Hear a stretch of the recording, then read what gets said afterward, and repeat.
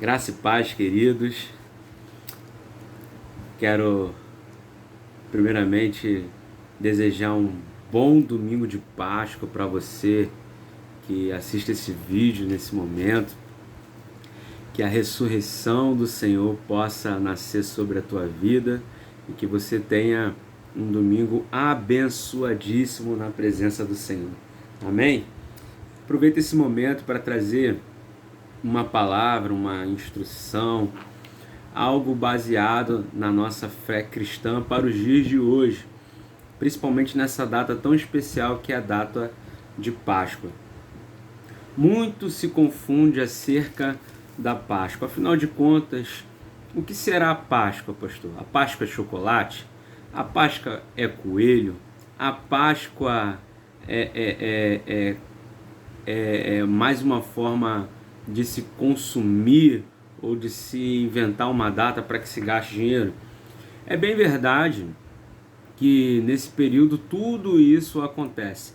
Mas de onde então saiu essa história de chocolate, saiu essa história de coelho? Não vou me ater a esses detalhes, até porque a gente já está muito bem resolvido com relação a isso, porque a gente sabe que a Páscoa é a celebração do novo de Deus sobre a nossa vida, né? Mas eu queria aqui aproveitar esse momento para trazer principalmente uma instrução acerca do Novo Testamento, do que é a Páscoa para nós cristãos.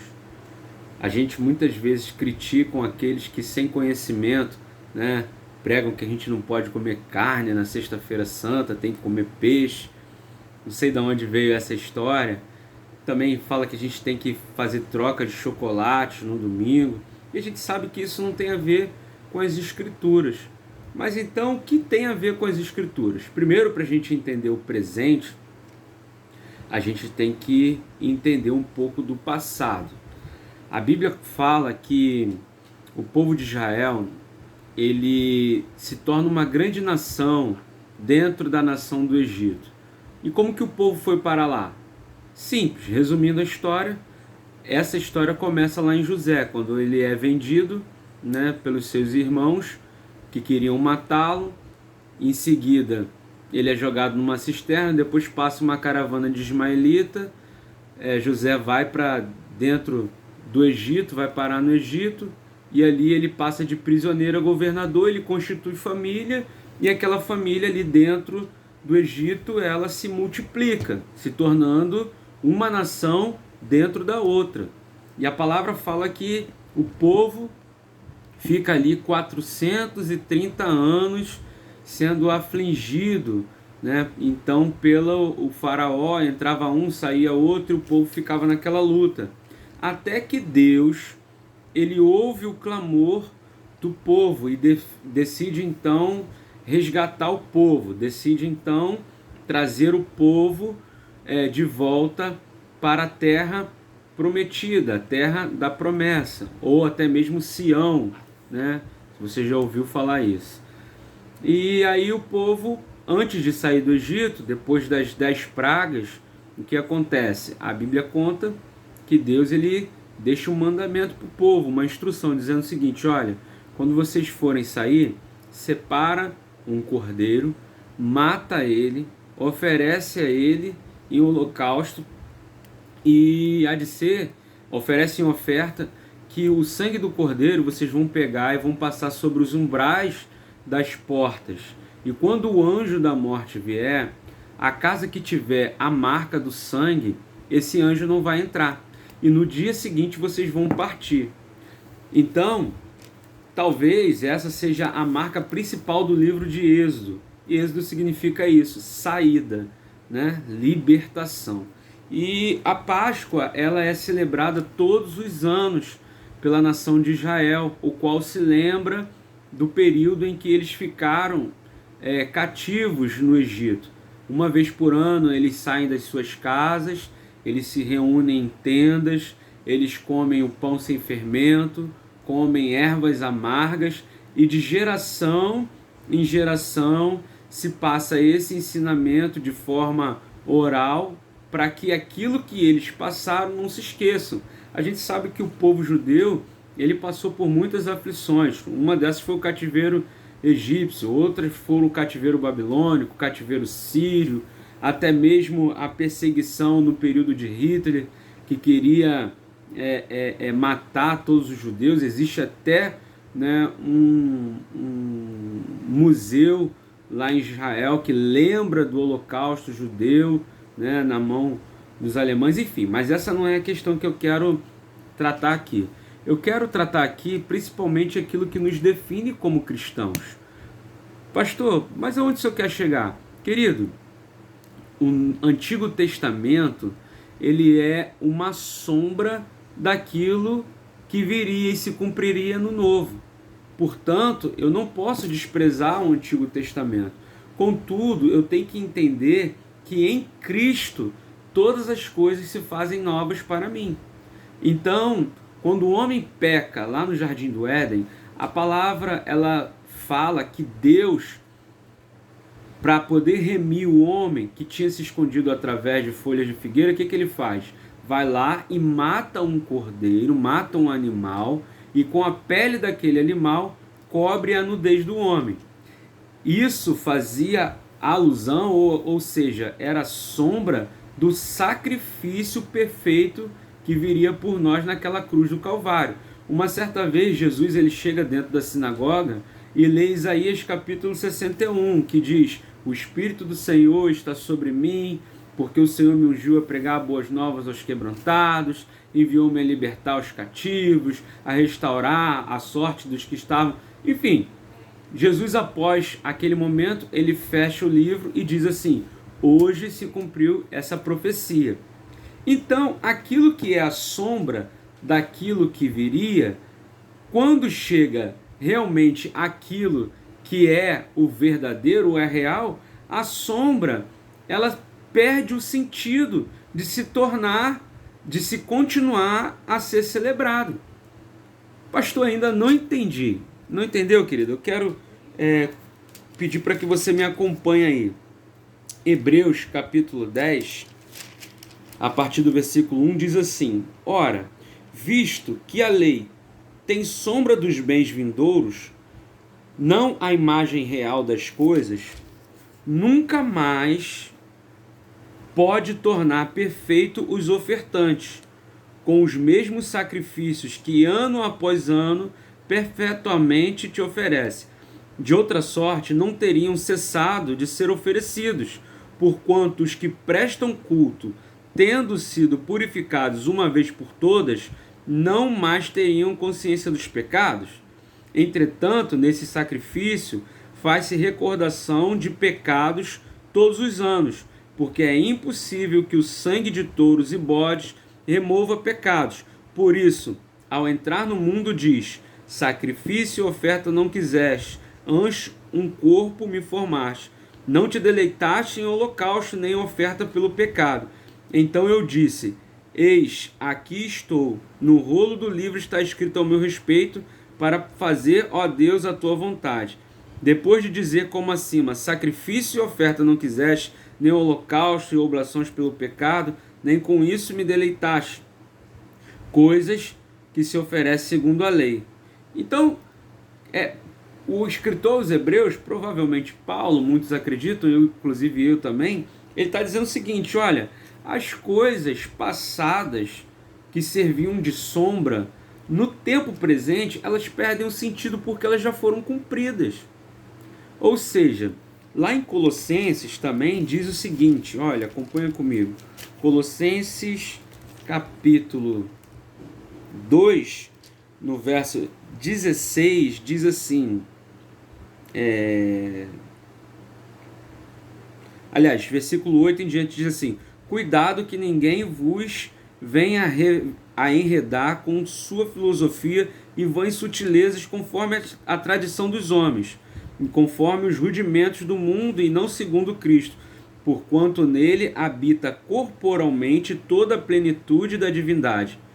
Também nele estás aperfeiçoado, e ele é o cabeça de todo principado e potestade. Nele também fostes circuncidados, não por intermédio de mãos, mas no despojamento do corpo da carne, que é a circuncisão de Cristo, tendo sido sepultados juntamente com ele no batismo, no qual igualmente fostes ressuscitados mediante a fé no poder de Deus, que o ressuscitou dentre os mortos.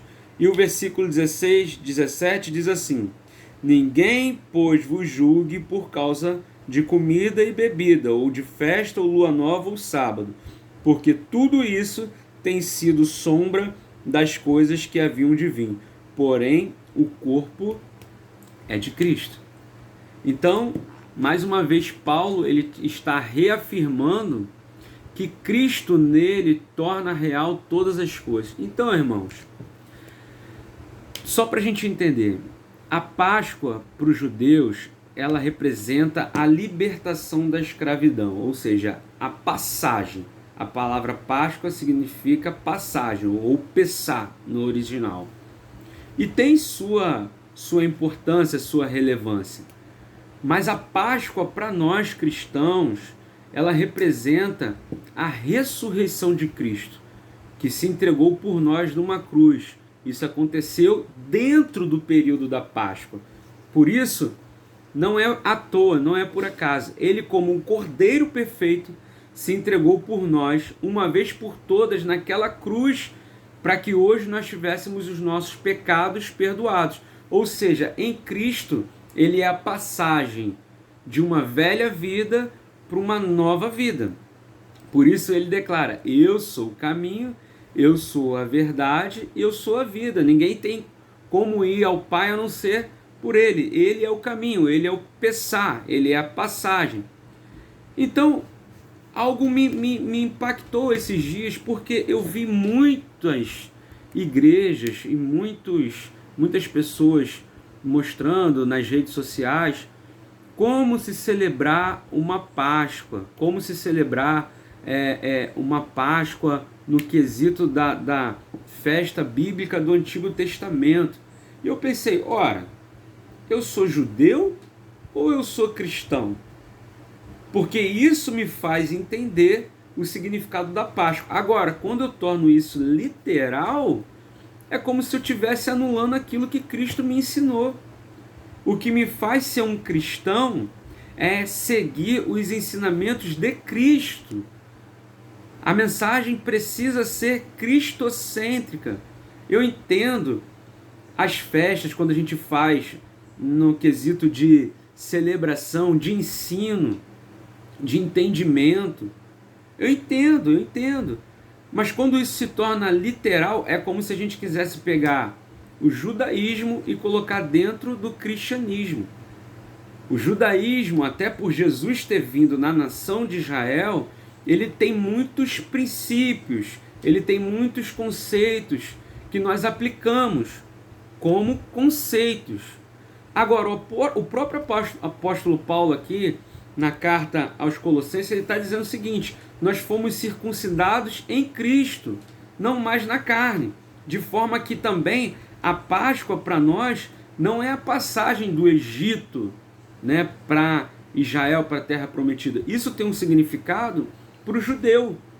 Para nós cristãos, é a transformação do velho homem para o novo homem. Então, a gente não pode criticar aquele que só come peixe ou pensa que a Páscoa é chocolate, e também deturpar a prática cristã do que é verdadeiramente a Páscoa. E o que é a Páscoa então, pastor? Eu não entendi ainda, eu quero entender de uma forma mais simples, mais profunda. Pois bem, eu vou te explicar. Pelo menos uma vez ao mês, e deveria ser todas as vezes que a gente se reunir, mas pelo menos uma vez ao mês, a igreja cristã, ela tem a prática de celebrar a ressurreição de Cristo através da ceia do Senhor, ou Santa Ceia, como nós costumamos ensinar. E o apóstolo Paulo, ele ensina como deveria ser feita a Santa Ceia do Senhor. Vamos lá, 1 Coríntios capítulo 11, versículo 23. Quem está na igreja toda a Santa Ceia já sabe até esses versículos de cor, né? A Bíblia diz assim, Paulo falando, ele vem reafirmar aquilo que Jesus ensinou. porque eu recebi do Senhor o que também vos entreguei ou vos ensinei, que o Senhor Jesus, na noite em que foi traído, tomou pão e, tendo dado graças, o partiu e disse: isto é o meu corpo, que é dado por vós, ou partido por vós. Fazei isso em memória de mim. Aqui já tem o primeiro princípio pelo qual nós celebramos a Páscoa, que é fazer isso em memória de mim. Lembra lá da nação de Israel? Eles celebravam a Páscoa para fazer isso em memória da sua libertação do cativeiro egípcio. Jesus já deixou isso no primeiro ponto. Olha, nós vamos fazer isso em memória para quê? Para que o sacrifício ele não se perca, não se esqueça. Você sabe que nós, seres humanos, somos fáceis em esquecer as coisas, né? Jesus deixou isso como princípio. Olha, faz isso todas as vezes em memória de mim. E depois, semelhantemente, depois de haver ceado, tomou também o cálice, dizendo: esse é o cálice da nova aliança. Ou seja, existia uma antiga aliança, uma velha aliança, que foi estabelecida com Deus, a partir de Deus para com o povo através do cordeiro, do animal que foi morto e o seu sangue foi passado nas portas. Essa foi a antiga aliança. Na nova aliança, ela é estabelecida em Cristo. Jesus fala: este é o cálice da nova aliança. Aonde? No meu sangue.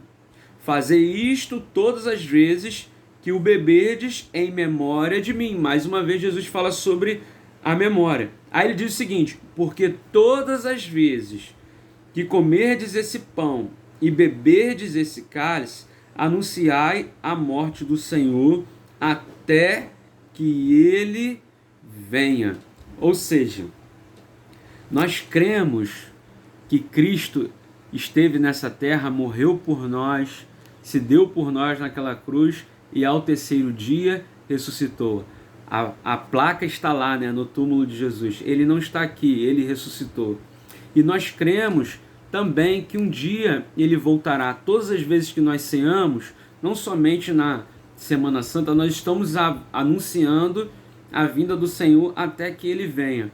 E pastor, por que então o senhor falou tudo isso?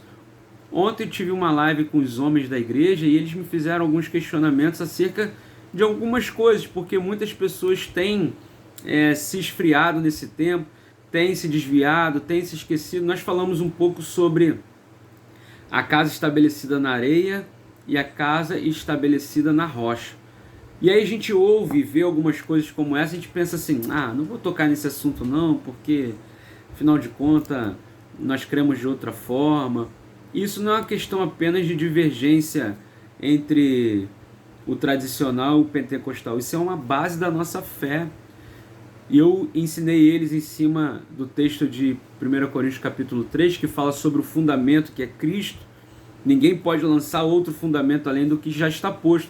E esse texto fala sobre a responsabilidade daqueles que ensinam. E hoje veio sobre mim o peso dessa responsabilidade. Diante de tal ensinamento, irmão, a gente não pode se calar, porque senão a gente, de pouco a pouco, vai esquecendo do sacrifício de Cristo naquela cruz. E um pouco de fermento, ele leveda toda a massa. Então, querido, entenda. A Páscoa para você, se você é cristão, se você é judeu não, mas se você é cristão, e se você até mesmo é um judeu messiânico, você tem que entender que para nós cristãos, ela representa a transformação do homem sem Deus e o homem com Deus. É a passagem. Toda vez que a gente celebra a Páscoa, e quem é cristão aí, né, pelo menos na igreja evangélica, celebra isso uma vez, pelo menos uma vez ao mês. Tem igrejas que fazem muito mais vezes. A gente faz isso, primeiro, para não se esquecer. Segundo, para lembrar do sacrifício de Cristo naquela cruz do Calvário. E terceiro, para anunciar a morte dele até que ele venha. Maranata, ora vem, Senhor Jesus. Que Deus possa te abençoar, querido, e que você jamais se esqueça, como um verdadeiro cristão, que a Páscoa é Cristo renascendo em você. Deus te abençoe, um grande beijo. Eu vou ficando por aqui, que Deus possa te abençoar. Fica com Deus.